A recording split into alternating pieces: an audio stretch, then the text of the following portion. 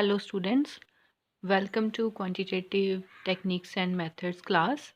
Today we will learn about the concept of simple correlation, which is included in the syllabus in second unit. So if we look at the meaning of correlation, it is nothing but the association between two or more variables. ਅਗਰ ਅਸੀਂ ਆਪਣੀ daily life ਦੇ ਵਿੱਚ ਵੀ examples ਦੇਖੀਏ ਤਾਂ ਬਹੁਤ ਸਾਰੇ variables ਦੇ ਵਿੱਚ ਅਸੀਂ ਰਿਲੇਸ਼ਨ ਦੇਖ ਸਕਦੇ ਹਾਂ। ਫੋਰ ਐਗਜ਼ਾਮਪਲ ਜਿੱਦਾਂ ਜਿੱਦਾਂ ਦਿਨ ਚੜ੍ਹਦਾ ਹੈ, ਧੁੱਪ ਨਿਕਲਦੀ ਹੈ, ਉਸ ਤਰ੍ਹਾਂ ਅਸੀਂ ਦੇਖਦੇ ਹਾਂ ਕਿ ਟੈਂਪਰੇਚਰ ਜਿਹੜਾ ਹੈ ਉਹ ਇਨਕਰੀਜ਼ ਹੁੰਦਾ। So we can see an association between rise in temperature and sunlight.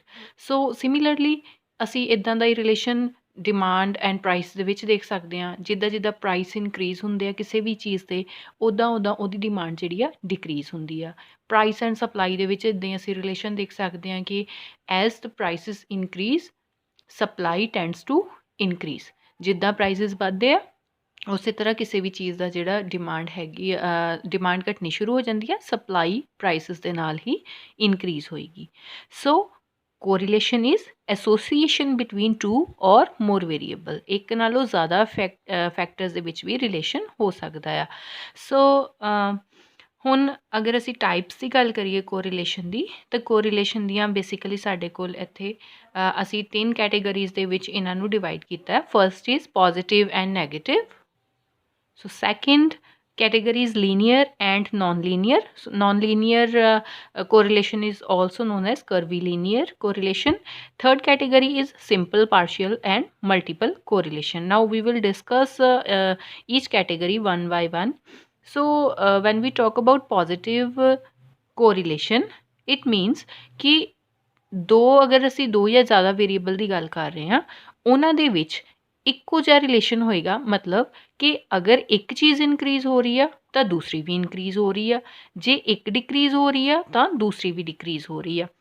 ਜਿਸ ਤਰ੍ਹਾਂ ਮੈਂ ਇੱਥੇ ਐਗਜ਼ਾਮਪਲ ਲਈ price and supply the, price increase ਹੋਇਆ, ਸਪਲਾਈ ਵੀ ਇਨਕਰੀਜ਼ ਹੋ ਗਈ।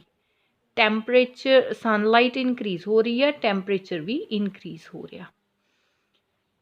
ਪ੍ਰਾਈਸਿਸ ਡਿਕਰੀਜ਼ ਹੋ ਰਿਹਾ, ਸਪਲਾਈ ਵੀ ਡਿਕਰੀਜ਼ ਹੋ ਰਹੀ। ਟੈਂਪਰੇਚਰ ਜਿੱਦਾਂ ਜਿੱਦਾਂ ਸਨਲਾਈਟ ਘਟ ਰਹੀ ਆ ਉੱਦਾਂ ਉੱਦਾਂ ਡਿਕਰੀਜ਼ ਹੋ ਰਿਹਾ। ਇਹ ਕੀ ਹੋ ਗਿਆ? Positive relationship. ਪੋਜ਼ੀਟਿਵ ਰਿਲੇਸ਼ਨ ਅਗਰ ਅਸੀਂ ਕੋਰਿਲੇਸ਼ਨ ਦੀ ਗੱਲ ਕਰ ਰਹੇ ਹਾਂ, ਦੈਟ ਡਜ਼ਨਟ ਮੀਨ ਕਿ ਹਮੇਸ਼ਾ ਇਨਕਰੀਜ਼ ਦੀ ਗੱਲ ਹੋਏਗੀ। ਨੋ, ਇੱਥੇ ਅਸੀਂ ਡਾਇਰੈਕਸ਼ਨ ਆਫ ਚੇਂਜ ਦੀ ਗੱਲ ਕਰ ਰਹੇ ਹਾਂ ਕਿ direction of change is same.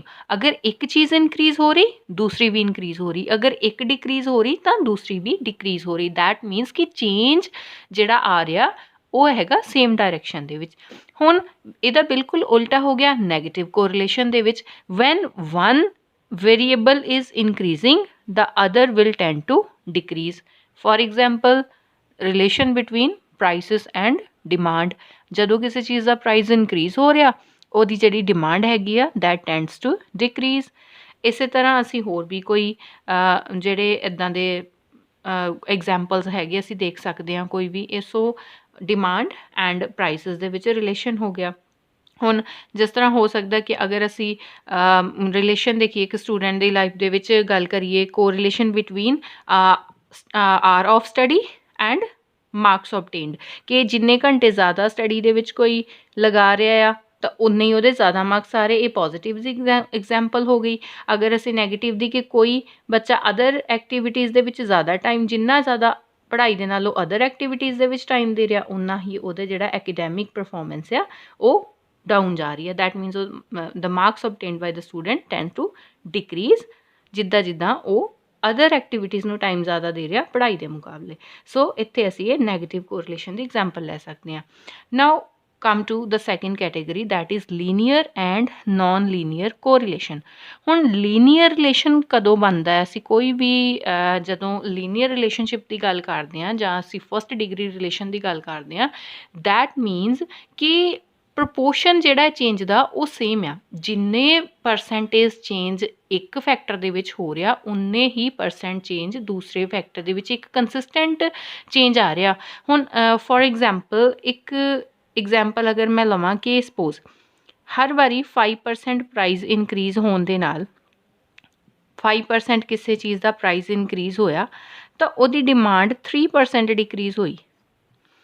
ਅਗਲੀ ਵਾਰ ਫਿਰ 5% ਹੋਰ ਜ਼ਿਆਦਾ ਪ੍ਰਾਈਸ ਇਨਕਰੀਜ਼ ਹੋਇਆ, ਫਿਰ ਡਿਮਾਂਡ 3% ਹੋਰ ਡਿਕਰੀਜ਼ ਹੋਈ।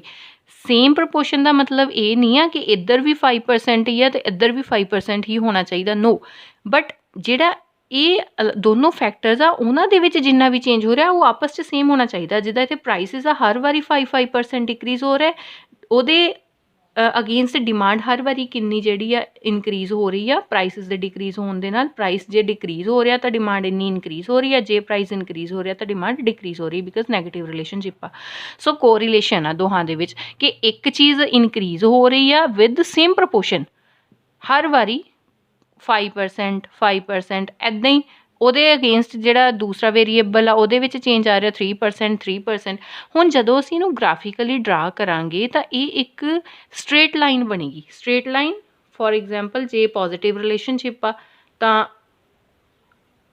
ਜਿਹੜੀ ਅਪਵਰਡ ਕਰਵ ਸਿੱਧੀ ਬਣੇਗੀ, ਜੇ ਨੈਗੇਟਿਵ ਰਿਲੇਸ਼ਨਸ਼ਿਪ ਆ ਤਾਂ ਡਾਊਨਵਰਡ ਕਰਵ ਬਣੇਗੀ ਸਿੱਧੀ। ਇੱਕ ਚੀਜ਼ ਸਪੋਜ਼ ਐਕਸ ਇਨਕਰੀਜ਼ ਹੋ ਰਿਹਾ, ਵਾਈ ਡਿਕਰੀਜ਼ ਹੋ ਰਿਹਾ, ਇਹਦੇ ਵਿੱਚ with the increase in x y also increases. So ਇਸ ਕੇਸ ਦੇ ਵਿੱਚ ਜਿੱਥੇ ਮੈਂ ਪ੍ਰਾਈਸ ਐਂਡ ਡਿਮਾਂਡ ਦੀ ਐਗਜ਼ਾਮਪਲ ਲਈ ਹੈ ਕਿ ਪ੍ਰਾਈਸ ਅਗਰ ਵੱਧ ਰਿਹਾ ਤਾਂ ਡਿਮਾਂਡ ਘਟੇਗੀ, ਤਾਂ ਇਸ ਤਰ੍ਹਾਂ ਦਾ ਸਾਡੇ ਕੋਲ ਜਿਹੜਾ ਗ੍ਰਾਫ ਬਣੇਗਾ। ਸੋ ਲੀਨੀਅਰ ਗ੍ਰਾਫ ਦਾ ਮਤਲਬ ਕੀ ਹੈ, ਜਿਹਦੇ ਵਿੱਚ ਇੱਕ ਸਟ੍ਰੇਟ ਕਰਵ ਸਾਡੇ ਕੋਲ ਬਣਦੀ ਹੈ। ਨੋਨ ਲੀਨੀਅਰ ਇਹਦਾ ਆਪੋਜ਼ਿਟ ਹੋ ਗਿਆ ਕਿ ਚੇਂਜ ਜਿਹੜਾ ਹੈਗਾ ਆ ਉਹ ਅਲੱਗ-ਅਲੱਗ ਪ੍ਰਪੋਰਸ਼ਨ ਦੇ ਵਿੱਚ ਆ, ਅਲੱਗ-ਅਲੱਗ ਪਰਸੈਂਟੇਜ ਦੇ ਵਿੱਚ ਚੇਂਜ ਆ, ਜਿਹਦੇ ਕਰਕੇ ਜਿਹੜੀ ਸਾਡੀ ਕਰਵ ਤਾਂ ਬਣਦੀ ਹੈ ਲੇਕਿਨ ਉਹ ਕਰਵ ਇੱਕ ਸਟ੍ਰੇਟ ਲਾਈਨ ਨਹੀਂ ਬਣਦੀ। ਹੁਣ ਇੱਥੇ ਅਗਰ ਮੈਂ ਇਸ ਐਗਜ਼ਾਮਪਲ ਨੂੰ ਹੀ ਥੋੜ੍ਹਾ ਜਿਹਾ ਚੇਂਜ ਕਰਦੇ ਹਾਂ ਤਾਂ ਅਸੀਂ ਦੇਖ ਸਕਦੇ ਹਾਂ ਕਿ ਸਪੋਜ਼ ਸਾਡੇ ਕੋਲ ਪ੍ਰਾਈਸ ਹਰ ਵਾਰੀ 5% ਚੇਂਜ ਹੋ ਰਿਹਾ, ਲੇਕਿਨ ਉਹਦੇ ਅਗੇਂਸਟ ਜਿਹੜੀ ਡਿਮਾਂਡ ਆ ਉਹ ਕਦੇ 3% ਚੇਂਜ ਹੋ ਰਹੀ ਆ, ਕਦੇ 5% ਚੇਂਜ ਹੋ ਰਹੀ ਆ, ਕਦੇ 2% ਚੇਂਜ ਹੋ ਰਹੀ ਆ, ਕਦੇ 4% ਚੇਂਜ ਹੋ ਰਹੀ ਆ। ਇੱਦਾਂ ਇੱਧਰ ਵੀ ਹੋ ਸਕਦਾ ਕਿ ਕਦੇ 5% ਚੇਂਜ ਹੋਇਆ ਪ੍ਰਾਈਸ 'ਚ, ਕਦੀ 6% ਹੋ ਗਿਆ, ਕਦੇ 2% ਹੋ ਗਿਆ, ਕਦੇ ਫਿਰ 5% ਹੋ ਗਿਆ, ਤਾਂ ਅਲੱਗ-ਅਲੱਗ ਹੋ ਸਕਦੇ। ਉਸ ਕੇਸ ਦੇ ਵਿੱਚ ਜਿਹੜੀ ਕਰਵ ਆ ਸਾਡੇ ਕੋਲ ਬਣੇਗੀ that will B non linear, ਉਹ ਇੱਕ ਪੈਰਾਬੋਲਾ ਹੋਏਗੀ। ਜਾਂ ਤਾਂ ਜੇ ਤਾਂ ਪੋਜ਼ੀਟਿਵ ਰਿਲੇਸ਼ਨਸ਼ਿਪ ਆ ਮਤਲਬ ਕਿ ਇੱਕ ਦੇ ਇਨਕਰੀਜ਼ ਹੋਣਾ ਦੂਜਾ ਵੀ ਇਨਕਰੀਜ਼ ਹੋ ਰਿਹਾ, ਕੋਈ ਵੀ ਸ਼ੇਪ ਇਸ ਤਰ੍ਹਾਂ ਬਣ ਸਕਦੀ ਆ। ਅਤੇ ਜੇ ਇਹਦਾ ਆਪੋਜ਼ਿਟ ਸਾਡੇ ਕੋਲ ਕਿ ਡਾਊਨਵਰਡ ਆ, ਦੈਟ ਮੀਨਸ ਕਿ ਨੈਗੇਟਿਵ ਰਿਲੇਸ਼ਨਸ਼ਿਪ ਆ, ਤਾਂ ਕੋਈ ਕਰਵ ਜਿਹੜੀ ਆ ਡਾਊਨਵਰਡ ਬਣੇਗੀ। ਸੋ ਇਹ ਕੀ ਹੈ, ਇੱਕ ਸਟ੍ਰੇਟ ਲਾਈਨ ਨਹੀਂ ਹੋਏਗੀ। ਜਦੋਂ ਲੀਨੀਅਰ ਆ ਉਹਦੇ ਵਿੱਚ ਇਕੁਅਲ ਪ੍ਰਪੋਰਸ਼ਨ ਦੇ ਵਿੱਚ ਚੇਂਜ ਰਹਿੰਦਾ ਆ ਜਿਹੜਾ ਵਿਦਿਨ ਅ ਵੇਰੀਏਬਲ, ਇਸ ਕਰਕੇ ਸਟ੍ਰੇਟ ਲਾਈਨ ਬਣੇਗੀ। ਜਦੋਂ ਨੋਨ ਲੀਨੀਅਰ ਦੀ ਗੱਲ ਕਰਦੇ ਹਾਂ ਤਾਂ ਕਰਵ 'ਤੇ ਬਣੇਗੀ, ਲੇਕਿਨ ਕਰਵ ਜਿਹੜੀ ਆ that will not be a straight line.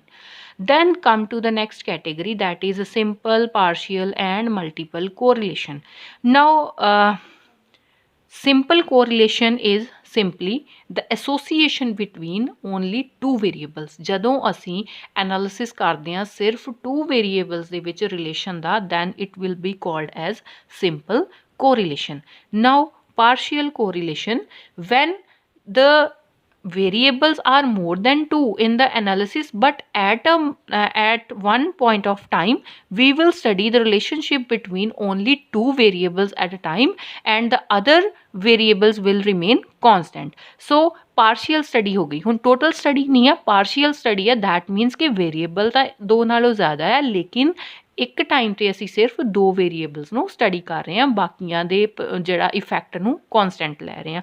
For example ਕਿ ਅਸੀਂ ਗੱਲ ਕਰਦੇ ਹਾਂ ਕਿ ਕਿਸੇ ਕਰੋਪ ਦੀ ਸਪਲਾਈ ਦੀ, ਕਿ ਕਿਸੇ ਪਰਟੀਕੂਲਰ ਈਅਰ ਦੇ ਵਿੱਚ ਫੋਰ ਐਗਜ਼ਾਮਪਲ ਹੁਣ ਵੀਟ ਦਾ ਸੀਜ਼ਨ ਆ, ਕਿ ਵੀਟ ਦੀ ਸਪਲਾਈ ਜਿਹੜੀ ਆ ਉਹ ਵੱਧ ਹੋਏਗੀ ਮਾਰਕੀਟ ਦੇ ਵਿੱਚ ਜਾਂ ਘੱਟ ਹੋਏਗੀ। It depends upon various factors. It depends upon climatic conditions as well as what the prices the farmers will get in the market. ਸੋ ਇਹ ਅਲੱਗ-ਅਲੱਗ ਫੈਕਟਰਸ ਦਾ ਇਨਫਲੂਐਂਸ ਹੋਏਗਾ। ਬਟ ਹੁਣ ਅਸੀਂ ਸਪਲਾਈ ਦੀ ਜਿਹੜੀ ਗੱਲ ਕਰ ਰਹੇ ਹਾਂ ਕਿ ਸਪਲਾਈ ਕਿਹਨਾਂ ਚੀਜ਼ਾਂ ਦੇ ਨਾਲ, ਕਿਹਨਾਂ ਚੀਜ਼ਾਂ 'ਤੇ ਡਿਪੈਂਡ ਕਰਦੀ ਆ। At one point of time ਅਸੀਂ ਸਿਰਫ ਗੱਲ ਕਰ ਰਹੇ ਹਾਂ ਸਪਲਾਈ ਅਤੇ ਪ੍ਰਾਈਸ ਦੇ ਰਿਲੇਸ਼ਨ ਦੀ, ਕਿ ਅਗਰ ਵੀਟ ਦਾ ਪ੍ਰਾਈਸ ਜ਼ਿਆਦਾ ਮਿਲੂਗਾ ਤਾਂ ਸਪਲਾਈ ਕਿੰਨੀ ਹੋਏਗੀ, ਅਗਰ ਪ੍ਰਾਈਸਿਸ ਘੱਟ ਮਿਲਣਗੇ ਤਾਂ ਸਪਲਾਈ ਕਿੰਨੀ ਹੋਏਗੀ। ਉਸ ਵੇਲੇ ਅਸੀਂ ਜਿਹੜਾ ਟੈਂਪਰੇਚਰ ਜਾਂ ਰੇਨਫਾਲ ਦੇ ਨੇ ਸਪਲਾਈ ਨੂੰ ਕਿੰਨਾ ਪ੍ਰਭਾਵਿਤ ਕੀਤਾ ਉਹਨੂੰ ਅਸੀਂ ਕੌਨਸਟੈਂਟ ਮੰਨ ਲਿਆ। So that will be a partial study, so it will be called as partial correlation. Then come to multiple correlation. ਹੁਣ ਮਲਟੀਪਲ ਕੋਰਿਲੇਸ਼ਨ ਦੇ ਵਿੱਚ ਕੀ ਹੈਗਾ, ਫਸਟ ਥਿੰਗ ਤਾਂ ਕੀ ਆ ਕਿ there will be more than 2 variables in the study and we will analyse the relation between all the variables at the same point of time। ਸਾਰੇ ਆਪਸ ਦੇ ਵਿੱਚ ਵੇਰੀਏਬਲ ਕਿੱਦਾਂ ਇੱਕ ਦੂਸਰੇ 'ਤੇ ਇੰਪੈਕਟ ਪਾ ਰਹੇ ਆ, ਕਿਸ ਤਰ੍ਹਾਂ ਇੱਕ ਦੂਸਰੇ ਨਾਲ ਰਿਲੇਟਡ ਹੈਗੇ ਆ ਇੱਕੋ ਟਾਈਮ 'ਤੇ ਜਦੋਂ ਅਸੀਂ ਸਟੱਡੀ ਕਰਦੇ ਹਾਂ। ਜਿੱਦਾਂ ਹੁਣੇ ਮੈਂ ਵੀਟ ਦੀ ਐਗਜ਼ਾਮਪਲ ਲਈ ਕਿ ਵੀਟ ਦੇ ਜਿਹੜੀ ਵੀਟ ਦੀ ਸਪਲਾਈ ਆ ਉਹਦੇ ਉੱਪਰ ਕਿਹੜੇ ਕਿਹੜੇ ਫੈਕਟਰਸ ਦਾ ਉਹਦੇ ਨਾਲ ਰਿਲੇਸ਼ਨ ਹੈਗਾ ਆ, ਪ੍ਰਾਈਸਿਸ ਦਾ ਵੀ ਹੈਗਾ ਜਾਂ ਡਿਮਾਂਡ ਦਾ ਵੀ ਹੈਗਾ ਕਿ ਡਿਮਾਂਡ ਕਿੰਨੀ ਕੁ ਹੋ ਰਹੀ ਹੈ, ਜੇ ਡਿਮਾਂਡ ਹੀ ਨਹੀਂ ਹੋ ਰਹੀ ਤਾਂ ਸਪਲਾਈ ਕਿਉਂ ਕੀਤੀ ਜਾਏਗੀ। ਦੈਨ ਰੇਨਫਾਲ ਕਿੰਨਾ ਕੁ ਹੋਇਆ, ਫਰਟੀਲਾਈਜ਼ਰਸ ਕਿੰਨੇ ਕੁ ਯੂਜ਼ ਕੀਤੇ ਗਏ। So there are multiple factors which involves in the supply.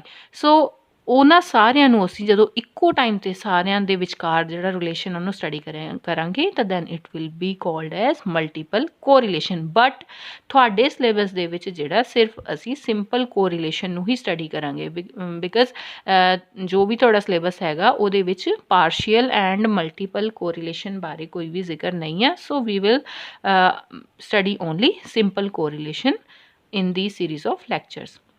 Now come to the degree of correlation। ਹੁਣ degree of correlation ਦਾ ਕੀ ਮਤਲਬ ਹੁੰਦਾ, ਹੁਣ ਅਸੀਂ ਜਦੋਂ ਰਿਲੇਸ਼ਨ ਦੀ ਗੱਲ ਕਰਦੇ ਹਾਂ ਤਾਂ ਰਿਲੇਸ਼ਨ ਜਿਹੜਾ ਹੈਗਾ ਆ ਅਲੱਗ-ਅਲੱਗ ਵੇਰੀਏਬਲਸ ਦੇ ਵਿਚਕਾਰ ਉਹਨੂੰ ਅਸੀਂ ਕਿੰਨਾ ਕੁ ਸਟਰੋਂਗ ਹੈਗਾ ਜਾਂ ਉਹ ਬਿਲਕੁਲ ਵੀਕ ਰਿਲੇਸ਼ਨ ਹੈਗਾ ਕਿ ਰਿਲੇਸ਼ਨ ਤਾਂ ਹੈ ਲੇਕਿਨ ਬਹੁਤ ਜ਼ਿਆਦਾ ਸਟਰੋਂਗ ਨਹੀਂ ਆ, ਬਹੁਤ ਜ਼ਿਆਦਾ ਇੰਪੈਕਟ ਨਹੀਂ ਪੈ ਰਿਹਾ ਇੱਕ ਚੀਜ਼ ਦਾ ਦੂਜੀ ਦੇ ਉੱਪਰ, ਉਸ ਜਾਂ ਇੱਕ ਚੀਜ਼ ਬਹੁਤ ਹੀ ਜ਼ਿਆਦਾ ਸਟਰੋਂਗਲੀ ਰਿਲਾਈ ਕਰਦੀ ਹੈ ਦੂਸਰੇ ਫੈਕਟਰ ਦੇ ਉੱਪਰ, ਤਾਂ ਉਹਨੂੰ ਅਸੀਂ ਕਹਿੰਦੇ ਹਾਂ ਕਿ ਡਿਗਰੀ ਆਫ ਕੋਰਿਲੇਸ਼ਨ ਕੀ ਹੈਗੀ। ਦੈਟ ਮੀਨਸ ਕਿ ਅਸੀਂ ਅਲੱਗ-ਅਲੱਗ ਕੈਟੇਗਰੀਜ਼ ਦੇ ਵਿੱਚ ਡਿਵਾਈਡ ਕਰ ਲਿਆ ਉਹਦੇ ਪ੍ਰਭਾਵ ਦੇ ਅਕੋਰਡਿੰਗ ਕਿ ਇੱਕ ਚੀਜ਼ ਦੂਜੀ ਨੂੰ ਕਿੰਨਾ ਕੁ ਪ੍ਰਭਾਵਿਤ ਕਰਦੀ ਆ।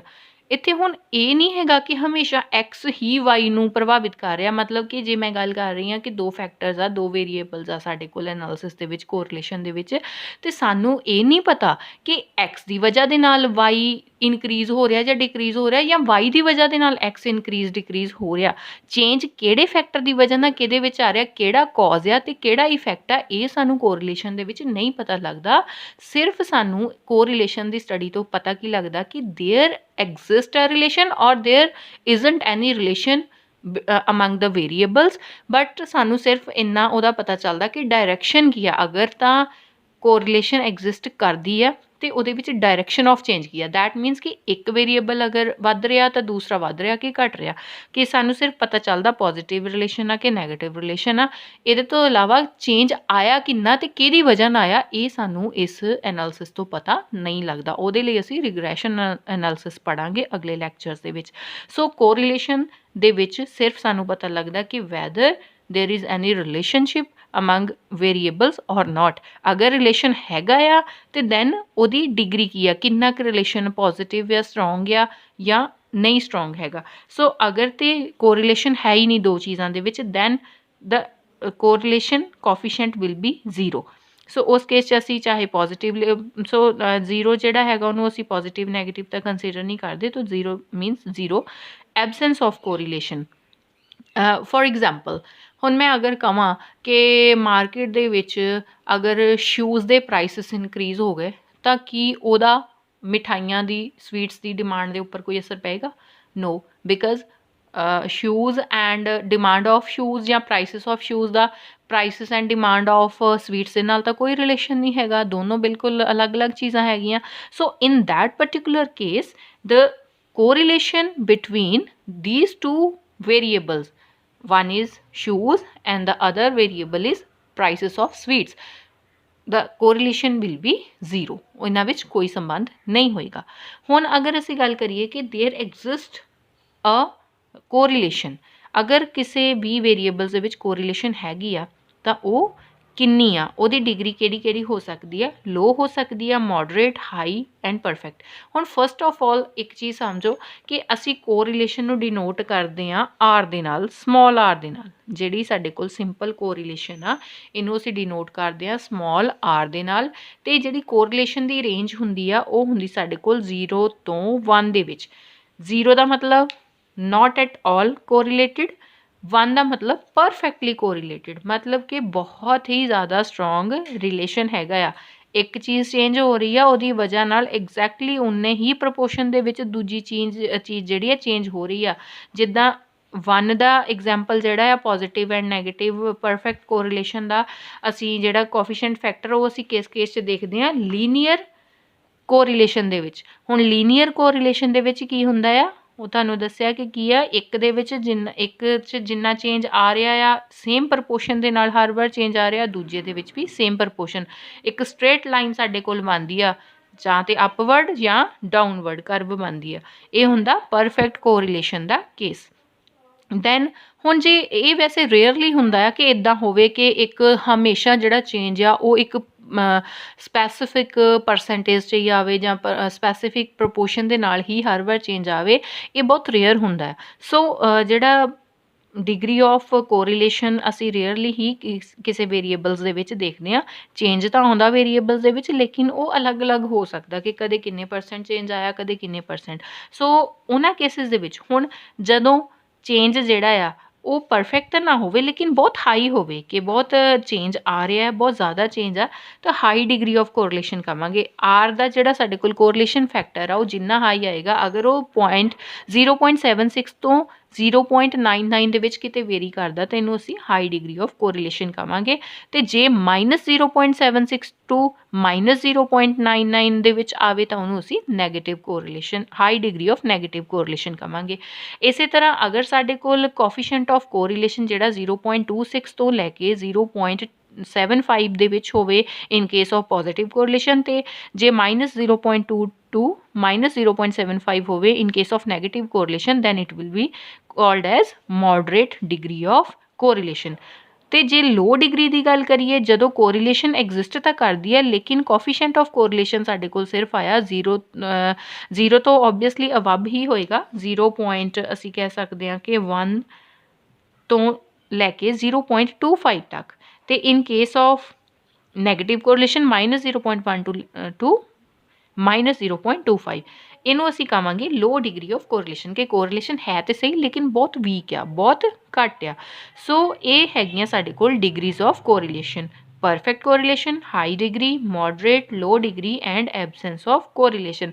ਤਾਂ ਕੋਰਿਲੇਸ਼ਨ ਕੋਫੀਸ਼ੀਐਂਟ ਹਮੇਸ਼ਾ ਵੇਰੀ ਕਰੇਗਾ ਤੁਹਾਡਾ 0 ਤੋਂ 1 ਦੇ ਵਿੱਚ। ਅਗਰ ਤੁਹਾਡਾ ਆਨਸਰ ਜਿਹੜਾ ਆ ਇਹਦੇ ਤੋਂ ਬਿਯੋਂਡ ਜਾ ਰਿਹਾ ਆ, ਇਸ ਰੇਂਜ ਤੋਂ, ਇਸ ਬੈਂਡ ਤੋਂ ਬਾਹਰ ਜਾ ਰਿਹਾ, ਦੈਟ ਮੀਨਸ ਕਿ ਤੁਹਾਡਾ ਜਿਹੜਾ ਪ੍ਰੋਬਲਮ ਹੈਗੀ ਆ ਨੂਮੈਰੀਕਲ ਜਿਹੜਾ ਉਹ ਸਹੀ ਸੋਲਵ ਨਹੀਂ ਹੋਇਆ, ਕੋਰਿਲੇਸ਼ਨ ਸਹੀ ਫਾਈਂਡ ਨਹੀਂ ਹੋਈ। ਤਾਂ coefficient of correlation should always vary in 0 to 1, 0 and 1 ਵੀ included ਆ, 0 and 1 ਵੀ ਹੋ ਸਕਦਾ ਆ, but most of the time answer ਜਿਹੜਾ ਸਾਡਾ 0 ਤੋਂ 1 ਦੇ ਵਿਚਕਾਰ ਹੀ ਜਿਹੜਾ ਉਹ ਵੇਰੀ ਕਰਦਾ ਹੈ। Now come to the next topic, ਕਿ ਅਸੀਂ ਜਿਹੜੀ ਇਹ ਤਾਂ ਗੱਲ ਹੋ ਗਈ ਬੇਸਿਕ ਇੰਟਰੋਡਕਸ਼ਨ ਦੀ। ਹੁਣ ਅਸੀਂ ਗੱਲ ਕਰਾਂਗੇ ਕਿ ਅਸੀਂ ਇਹ ਜਿਹੜਾ ਕੋਰਿਲੇਸ਼ਨ ਨੂੰ ਫਾਈਂਡ ਕਿੱਦਾਂ ਕਰਦੇ ਹਾਂ। ਮੈਂ ਤੇ ਜ਼ਿਕਰ ਕੀਤਾ ਕੋਫੀਸ਼ੀਐਂਟ ਆਫ ਕੋਰਿਲੇਸ਼ਨ ਐਂਡ ਉਹਦੀ ਗੱਲ ਅਸੀਂ ਕੀਤੀ ਕਿ 0 ਤੋਂ 1 ਦੇ ਵਿੱਚ ਵੇਰੀ ਕਰਦਾ, ਲੇਕਿਨ ਇਹਨੂੰ ਫਾਈਂਡ ਕਿੱਦਾਂ ਕਰਨਾ। ਤਾਂ ਉਹਨੂੰ ਫਾਈਂਡ ਕਰਨ ਦੇ ਲਈ ਸਾਡੇ ਕੋਲ ਜਿਹੜੇ ਮੈਥਡਸ ਹੈਗੇ ਆ, those method will be discussed in the next lecture. Thank you.